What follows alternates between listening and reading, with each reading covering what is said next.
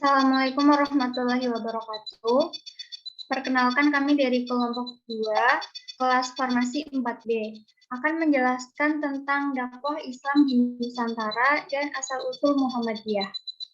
Untuk memenuhi tugas mata kuliah kemuhammadiyahan yang diampu oleh Bapak Muntohar MPDI. Sebelum memasuki ke materi yang akan kita bahas, saya akan memperkenalkan anggota kelompok 2 yang terdiri atas Ali Farhatun Amiroh, Asri Nurwulandari, Asri Wahyuni Natawiria, Citra Puspahati, dan Denisa Asta Wiyanatari. Langsung saja kita simak materinya. Yang pertama ada latar belakang masalah. Penduduk Kepulauan Indonesia dikenal sebagai pelayar-pelayar yang sanggup mengarungi lautan lepas. Sejak awal Masehi sudah ada rute-rute pelayaran dan perdagangan antara Kepulauan Indonesia dengan berbagai daerah di daratan Asia Tenggara. Wilayah Barat Nusantara dan sekitar Malaka sejak masa kuno merupakan wilayah yang menjadi titik perhatian, terutama karena hasil bumi yang dijual di sana menarik para pedagang dan menjadi daerah lintasan penting antara Cina dan India. Sementara itu, pala dan cengkeh yang berasal dari Maluku dipasarkan di Jawa dan Sumatera, untuk kemudian dijual kepada para pedagang asing. Pelabuhan-pelabuhan penting di Sumatera dan Jawa antara abad ke-1 dan ke-7 Masehi sering disinggahi para pedagang asing seperti Lamuri, Barus, dan Palembang di Sumatera, Sunda Kelapa, dan Gresik di Jawa. Bersamaan dengan itu, datang pula para pedagang yang berasal dari Timur Tengah. Mereka tidak hanya membeli dan menjajakan barang dagangan, tetapi ada juga yang berupaya menyebarkan agama Islam. Dengan demikian, agama Islam telah ada di Indonesia. Pada abad ke-19, berkembanglah organisasi gerakan Islam di Indonesia, tumbuh dan berkembang sejak dari negeri ini belum mencapai kemerdekaan secara fisik sampai pada masa reformasi sekarang. Perkembangannya kian pesat dengan dilakukannya tajdid atau pembaharuan di masing-masing gerakan Islam tersebut. Salah satu organisasi gerakan Islam yaitu adalah Muhammadiyah. Muhammadiyah merupakan gerakan kemanusiaan terbesar di dunia di luar gerakan kemanusiaan yang dilaksanakan oleh gereja. Sebagaimana disinyalir oleh seorang James Altucher, nama organisasi ini diambil dari nama Nabi Muhammad SAW yang berarti bahwa warga Muhammadiyah menjadikan segala bentuk tindakan, pemikiran, dan perilakunya didasarkan pada sosok seorang Rasulullah Nabi Muhammad SAW. Muhammadiyah sebagai gerakan Islam memiliki cita-cita yang ideal dan sungguh-sungguh ingin diraih, yaitu mewujudkan masyarakat Islam yang sebenar-benarnya. Sebelum kita membahas lebih lanjut tentang materi ini, kita akan membahas 4 topik besar di antaranya. Yang pertama, teori masuknya Islam di Nusantara. Yang kedua, proses perkembangan Islam di Nusantara. Ketiga, corak Islam di Nusantara. Dan keempat, kedatangan dan penjajahan bangsa Barat di Nusantara.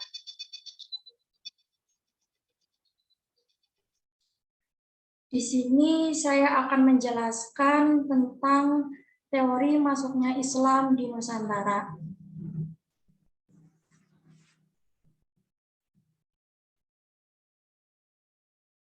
Yang pertama yaitu teori Mekah.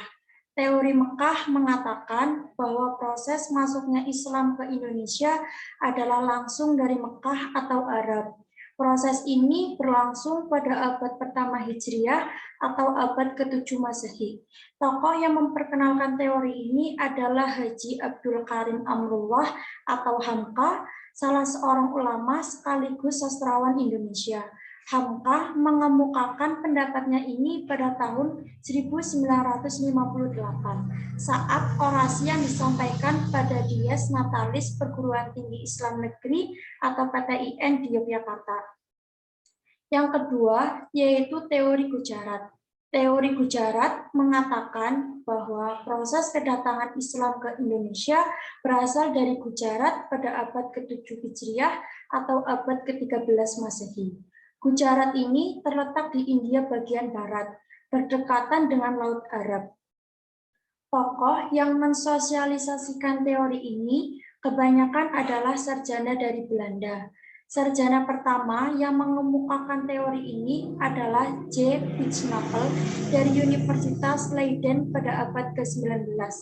Teori Gujarat kemudian juga dikembangkan oleh J.P. Mokuta pada tahun 1912 yang memberikan argumentasi dengan batu nisan Sultan Malik al-Saleh yang wafat pada tanggal 17 Zulhijjah 831 Hijriah atau 1297 Masehi di Pasai Aceh. Menurutnya, batu nisan di Pasai dan makam Maulana Malik Ibrahim yang wafat tahun 1419 di Gresik, Jawa Timur. Yang ketiga, yaitu teori Persia. Teori Persia mengatakan bahwa proses kedatangan Islam ke Indonesia berasal dari daerah Persia atau Parsi, kini Iran. Pencetus dari teori ini adalah Husain Jajadiningrat, sejarawan asal Banten. Husain lebih menitik beratkan analisisnya pada kesamaan budaya dan tradisi yang berkembang antara masyarakat Parsi dan Indonesia. Tradisi tersebut antara lain tradisi merayakan 10 Muharram atau Asyura sebagai hari suci kaum Syiah atas kematian Husain bin Ali, cucu Nabi Muhammad. Yang keempat yaitu teori Cina. Teori Cina mengatakan bahwa proses kedatangan Islam ke Indonesia, khususnya di Jawa, berasal dari para perantau Cina. Pada masa Hindu-Buddha, etnis Cina atau Tiongkok telah berbaur dengan penduduk Indonesia, terutama melalui kontak dagang. Bahkan, ajaran Islam telah sampai di Cina pada abad ke-7 Masehi, masa di mana agama ini baru berkembang. Sumanto Al-Qurtubi dalam bukunya Arus Cina, Islam Jawa menyatakan menurut kronik masa dinasti Tang 618-960 di daerah Kanton, Zhangzhou, Guangzhou, dan pesisir Cina bagian selatan telah terdapat sejumlah permukiman Islam.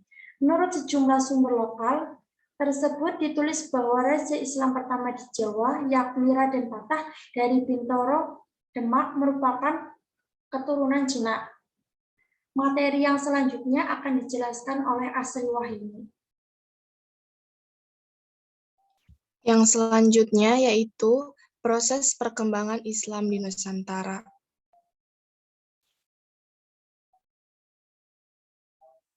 Yang pertama ada saluran perdagangan. Pada taraf permulaan, saluran Islamisasi adalah perdagangan. Kesibukan lalu lintas perdagangan pada abad ke-7 hingga ke-16 Masehi membuat perdagangan-perdagangan Muslim, yaitu Arab, Persia, dan India turut ambil bagian dalam perdagangan dari negeri-negeri bagian barat, Tenggara, dan timur benua Asia. Selanjutnya ada saluran perkawinan.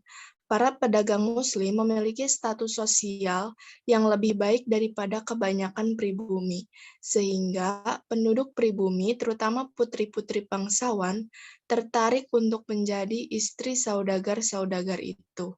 Sebelum kawin, mereka diislamkan terlebih dahulu. Setelah mereka mempunyai keturunan, lingkungan mereka makin luas. Akhirnya, timbul kampung-kampung, daerah-daerah, dan kerajaan-kerajaan Muslim. Jalur perkawinan ini lebih menguntungkan apabila terjadi antara saudagar Muslim dengan anak bangsawan atau anak raja dan anak adipati. Karena raja, adipati, atau bangsawan itu kemudian turut mempercepat proses Islamisasi. Selanjutnya ada saluran dakwah yang dilakukan oleh mubalik yang berdatangan bersama para pedagang.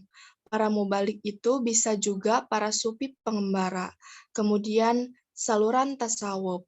Pengajar-pengajar tasawuf atau para sufi mengajarkan teosofi yang bercampur dengan ajaran yang sudah dikenal luas oleh masyarakat Indonesia. Mereka mahir dalam soal magis dan mempunyai kekuatan-kekuatan menyembuhkan. Di antara mereka, ada juga yang mengawini putri-putri bangsawan setempat. Selanjutnya, ada saluran pendidikan. Islamisasi juga dilakukan melalui pendidikan, baik pesantren maupun pondok yang diselenggarakan oleh guru-guru agama, kiai-kiai, dan ulama-ulama. Di pesantren atau pondok itu, calon ulama, guru agama, dan kiai mendapat pendidikan agama. Misalnya, pesantren yang didirikan oleh Raden Rahmat di Ampel Denta, Surabaya, dan Sunan Giri di Giri. Kemudian, ada saluran kesenian. Saluran islamisasi melalui kesenian yang paling terkenal adalah pertunjukan wayang. Dikatakan, Sunan Kalijaga adalah tokoh yang paling mahir dalam memetaskan wayang. Dia tidak pernah meminta upah pertunjukan, tetapi ia meminta para penonton untuk mengikutinya mengucapkan kalimat syahadat. Sebagian besar cerita wayang masih dipetik dari cerita Mahabharata dan Ramayana, tetapi di dalam cerita itu disisipkan ajaran dan nama-nama pahlawan Islam. Kemudian ada saluran politik. Di Maluku dan Sulawesi Selatan, kebanyakan rakyat masuk Islam setelah rajanya masuk Islam terlebih dahulu. Pengaruh politik raja sangat berpengaruh tersebarnya Islam di daerah ini. Di samping itu, baik di Sumatera dan di Jawa maupun di Indonesia bagian timur, demi kepentingan politik, kerajaan-kerajaan Islam memerangi kerajaan-kerajaan non-Islam. Kemenangan kerajaan Islam secara politik banyak menarik penduduk kerajaan bukan Islam itu masuk Islam. Materi selanjutnya yaitu ada corak Islam di Nusantara.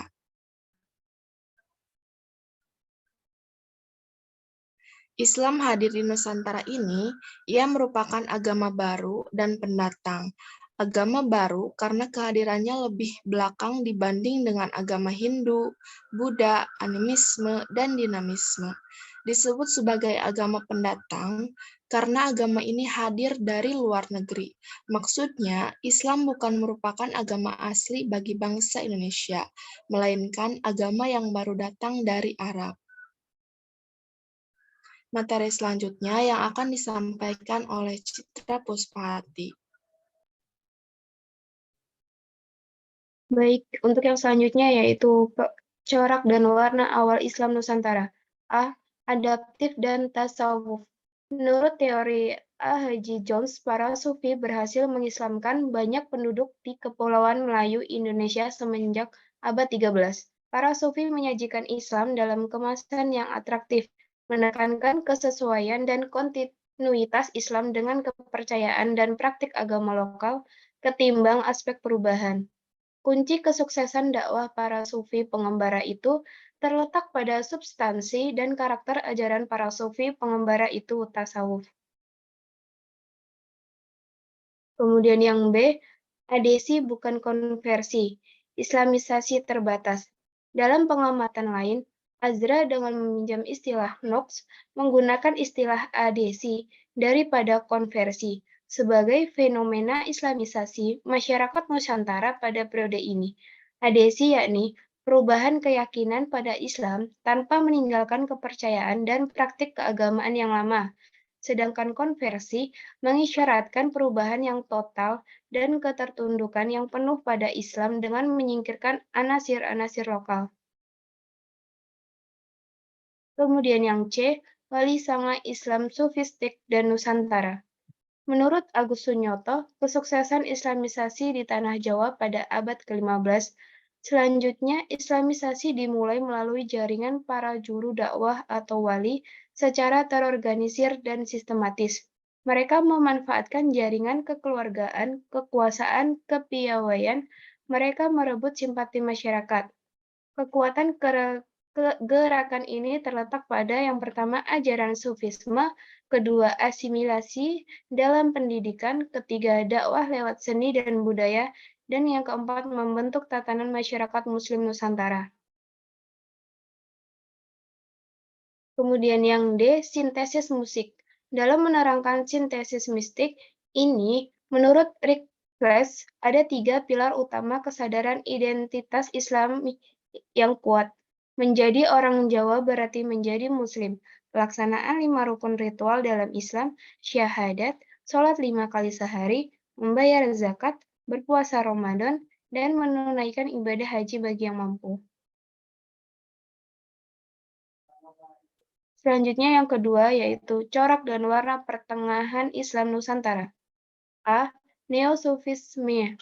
Dalam perkembangan selanjutnya, mulai abad ke-17 Masehi, muncul fenomena pembaruan yang bisa dipahami semacam upaya pemurnian terhadap sintesis mistik ini.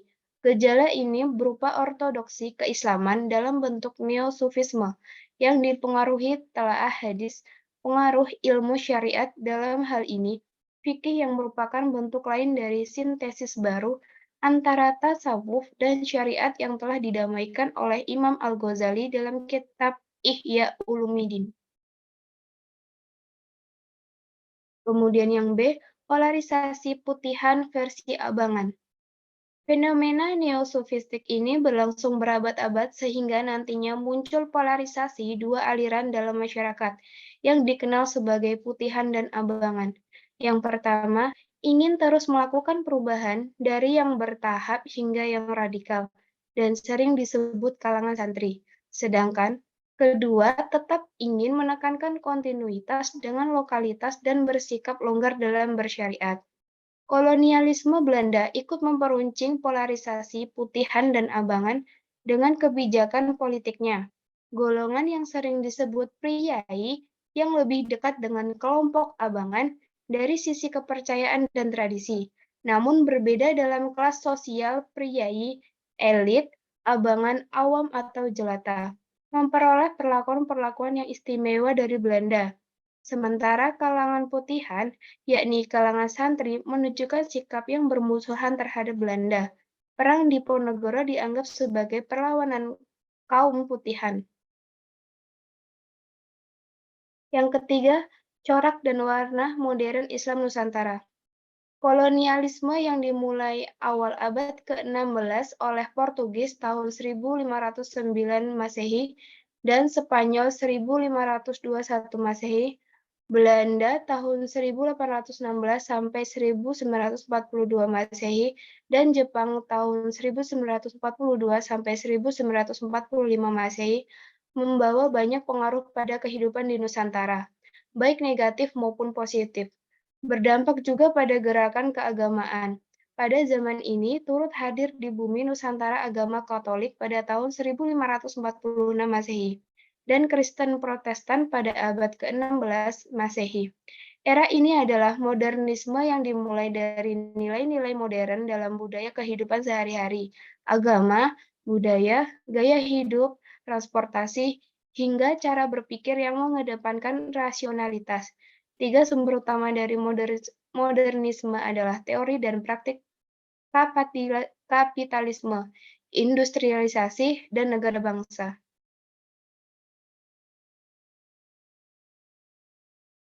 Pada tahap ini, Islam Nusantara sudah terlibat aktif dalam politik kebangsaan dan juga dalam fenomena sosial budaya. Pada era ini juga ada pergeseran paradigma dalam beragama. Indikator-indikator ini tampak jelas pada perubahan struktur masyarakat. Para ulama yang pada mulanya menempati golongan elit masyarakat atau meminjam istilah sosiolog berada pada posisi pusat yang diperlawankan dengan posisi pinggiran secara berangsur-angsur, tetapi jelas mengalami pergeseran peran dan pengaruhnya. Di era modern ini, wajah Islam Nusantara mengalami banyak kemajuan dan perubahan yang berarti. Salah satu yang mengembirakan adalah munculnya generasi Islam yang berpikir progresif dan terbuka kepada konteks zaman yang diwarnai oleh globalisasi serta arus informasi dan digitalisasi. Baik, materi selanjutnya disampaikan oleh Denisa Astawianatari. Baik, untuk materi selanjutnya yaitu tentang kedatangan dan penjajahan bangsa Barat di Nusantara. Pada abad ke-16, mulai terdapat suasana baru di perairan Indonesia. Selama berabad-abad, perairan Nusantara hanya dilayari oleh kapal-kapal dari Indonesia dan Asia, seperti Cina, Peru, Gujarat, Benggala, Persia, dan Arab. Perkembangan dan pertumbuhan Islam di Indonesia menyebabkan berdirinya kerajaan Islam. Kemudian, karena Indonesia kaya raya, maka datanglah bangsa-bangsa Barat. Di antaranya Portugis di tahun 1512, kemudian disusul Spanyol di tahun 1521, lalu Prancis pada tahun 1529, dan Belanda pada tahun 1596. Baru Inggris datang kemudian. Kedatangan mereka disebabkan beberapa faktor, yaitu dorongan ekonomi. Mereka ingin dapat keuntungan besar dengan berniaga. Mereka ingin membeli rempah-rempah di Maluku dengan harga rendah dan menjualnya di Eropa dengan harga tinggi. Faktor lain yaitu hasrat untuk menyebarkan agama Kristen dan melawan orang Islam. Lalu selanjutnya reaksi para raja terhadap penetrasi Barat. Sedikit perlawanan terhadap Belanda terjadi di Mataram. Ketika itu, pada tahun 1618 Masehi, Sultan Agung dapat menguasai Jawa Timur. Dan di masa pemerintahannya, kontak-kontak bersenjata antara kerajaan Mataram dengan Belanda mulai terjadi. Di lain pihak, di Banten pada masa Abdul Fath wafat pada tahun 1651 Masehi. Terjadi beberapa kali peperangan antara Banten dan Belanda yang berakhir dengan disetujuinya perjanjian perdamaian tahun 1659 Masehi. Itu terjadi 4 perlawanan terbesar dan terlama, di antaranya adalah sebagai berikut.